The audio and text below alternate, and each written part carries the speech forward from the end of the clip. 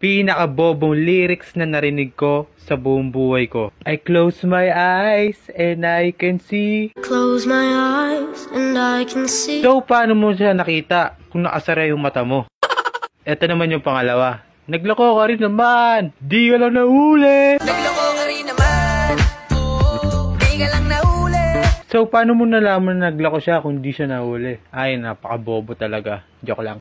Naman yung pangatlo, pinakamalala to. Nadapaman ka apot, bukas ay babangon. Amang kahapon, bukas ay babangon. Dapa ka ngayon, tas bukas sa pababangon na yun. Magpapanggap kan tayo. Ay nako. Ito, pang-apat na tayo. Mundo'y magiging ikaw, limutin man ang mundo. Mundo'y magiging ikaw, limutin ang mundo. Mundo'y magiging ikaw daw, tapos limutin mo pa yung mundo. Bahala kayo dyan, kayo na umintindi.